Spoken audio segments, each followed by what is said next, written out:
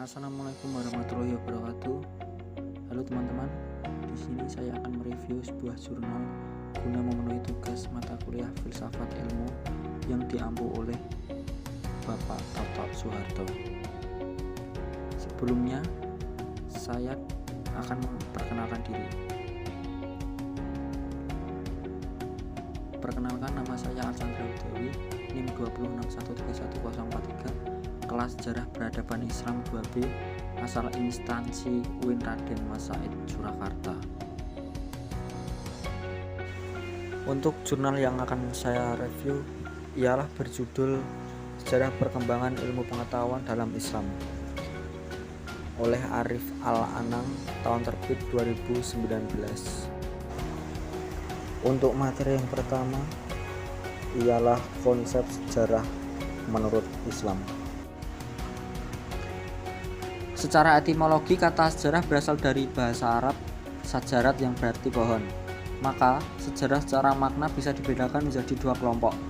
Mulai kemahiran dalam bercakap yang disimbolkan dengan karya sastra, kemampuan mendiagnosa terhadap suatu penyakit, sampai pada puncaknya pengetahuan, ilmu hitung bangun ruang atau yang lebih dikenal dengan ilmu eksak.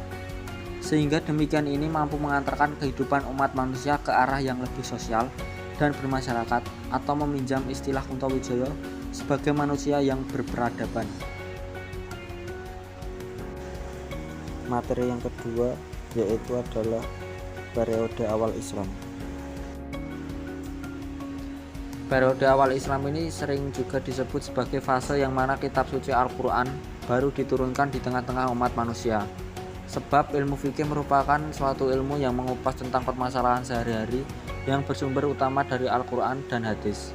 Di samping itu juga terdapat Masjid Al-Haram yang merupakan masjid besar yang dimiliki umat muslim sepanjang masa.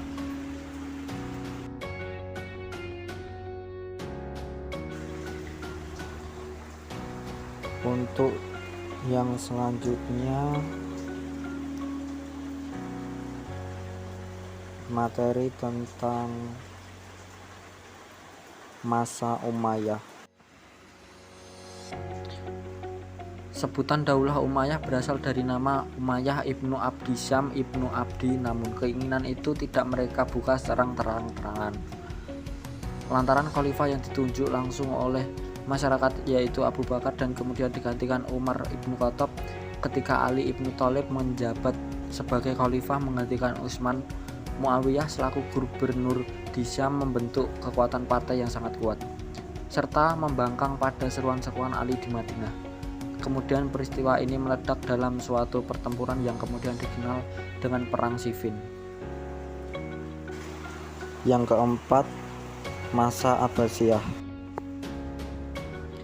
Kemajuan ilmu pada masa Abbasiyah yang paling menonjol dibanding masa tempat ini berfungsi sebagai perpustakaan sekaligus tempat pusat pengembangan ilmu pengetahuan.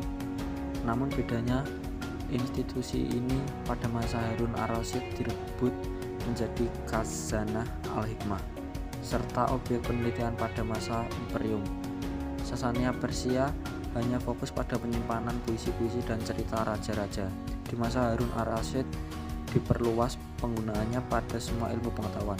Pada masa ini juga perkembangan mazhab-mazhab Islam juga sangat banyak bermunculan, dan lahir juga pendiri mazhab Islam besar ketiga, Imam Syafi'i, yang telah berhasil merapikan kaidah-kaidah usul fikih dalam kitabnya Ar-Risalah. Selain kaya akan pengembangan bidang agama, pada masa ini juga bidang perekonomian juga berkembang pesat. Yang selanjutnya yaitu masa modern. Tentu dalam perjalanan perkembangan ilmu pengetahuan di semua negara memiliki corak dan pembaharu masing-masing. Muhammadiyah yang didirikan Muhammad Darwis atau kemudian dikenal dengan Ahmad Dahlan secara garis besar membawa misi ingin mengajak umat Islam Indonesia di samping belajar ilmu-ilmu agama juga mendalami ilmu-ilmu umum. Keinginan itu kemudian dibantah dengan membangun lembaga-lembaga formal yang diajarkan dengan sistem dan model seperti sekolah pada zaman kolonialisme. Kemudian organisasi besar kedua yaitu Nahdlatul Ulama yang diprakarsai Ahmad Dahlan namun mazhab-mazhab Islam yang lain juga diajarkan dalam sistem pendidikan NU. Yang terakhir yaitu kesimpulan. Dalam Islam, pengertian ilmu pengetahuan terdapat beberapa pendapat ulama. Namun perbedaan ini memiliki satu kesamaan, yaitu ilmu pengetahuan merupakan suatu cara pemahaman yang seperti apa adanya, suatu yang akan dipahami. Kemudian, sesuatu bisa dikategorikan ilmu pengetahuan apabila ia merupakan sebuah perangkat yang bisa membawa kehidupan manusia ke arah yang relatif lebih mudah dan bermartabat. Serta bagi ilmu keagamaan, mampu membawa pemiliknya ke jalan yang lebih positif, menyayangi semua makhluk, lingkungan, dan pada akhirnya mendekatkan diri pada Sang Pencipta. Secara garis besar, sejarah peradaban Islam terpusatkan di dua periode, yaitu pada masa Umayyah dan Abbasiyah. Sebab pada periode ini, umat Islam mengalami kemajuan di satu sisi, serta mengalami masa disintegrasi di sisi lain. Terlebih pada masa Umayyah yang mampu menaklukkan beberapa kerajaan besar, menjadikan Islam semakin menyebar luas di seluruh dunia. Di dalam Islam, pengertian ilmu pengetahuan terdapat beberapa pendapat ulama. Wallahu a'lam. Itulah materi yang bisa saya sampaikan. Sekian dari saya. Wabillahi taufiq wal hidayah. Wassalamualaikum warahmatullahi wabarakatuh.